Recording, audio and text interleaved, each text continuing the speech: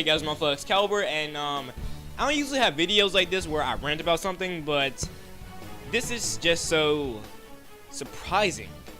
I just, have to give my opinions about it. Now, for all you who do know, the Dragon Ball Xenoverse roster has been revealed, and it looks really bad. It really does.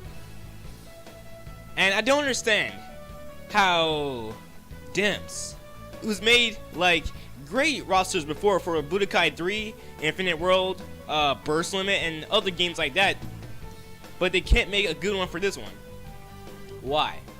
Okay, my first complaint is that, okay, so they announced, Toa, Demigra, and Mira in Xenoverse, right? But they're not playable characters.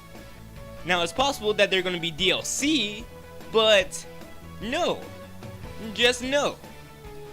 I mean, I understand like GT characters being DLC and whatnot, but having, 3 characters that, are in the game already and not playable, that's just stupid. Just plain old stupid. Now, look, Dimps has had more than enough time to put all the important characters they needed to in a roster, right?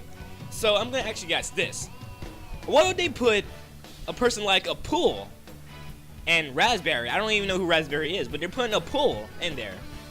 A Pool was on, he was like in one episode of Dragon Ball Z, in the the Frieza saga. He's such a small character. He barely even fought. If he did, I don't even think he fought in the series. But they're putting him in there. Okay, so they put a Pool in there and Raspberry, but they don't, think about adding, someone, a movie character like Janemba or like Gogeta or anybody else. It just, I find that, really, really weird. Like, why Dimps would do that?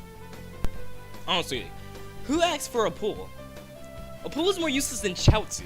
At least in Dragon Ball, Chaozu had somewhat of a, meaningful role, and in Z he helped out, by committing suicide, but that didn't, work out. But even still, Chaozu is more important than a Pool. A Pool appeared in like one episode of Dragon Ball Z, and that was in the Frieza saga, I believe. And yeah, and even then, he didn't even fight. I don't even think he was in the manga. If he was, then correct me in the comments. But yeah, he's pointless. Now, moving on to the DLC.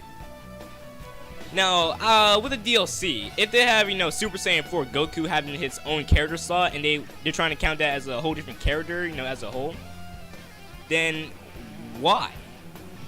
It's still Goku. Just add, the Super Saiyan 4 transformation into the normal Goku slot, and yeah, call it a day. I don't want to make a whole new character slot just for one transformation, kind of like how they did with Super Saiyan God. That's kind of more understandable because he's in a whole different state, but still, it's still Goku. He's still the same guy, just a different hair color. Plus, I have a question. How come a 7-year-old game like Infinite World, which was back on the PS2, has a better character roster than Xenoverse? Okay, without including transformations, in Infinite World there are a total of 47 characters. Now this is without transformations. But in Xenoverse, when you're including the transformations and not the DLC, it's 48.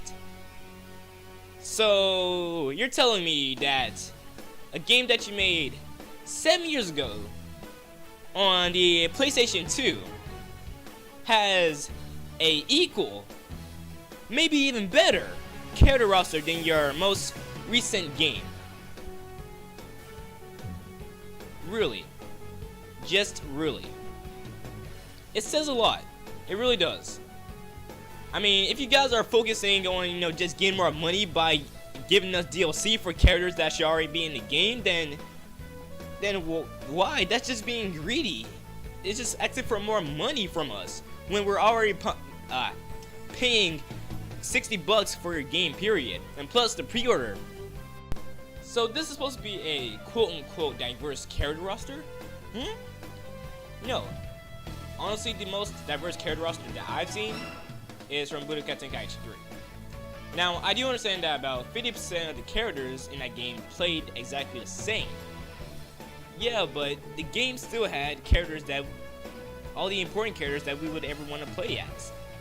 And plus, it had some useless ones too, that were just there for show, but still, it had movie characters that we wanted. It had, Dragon Ball characters that we wanted.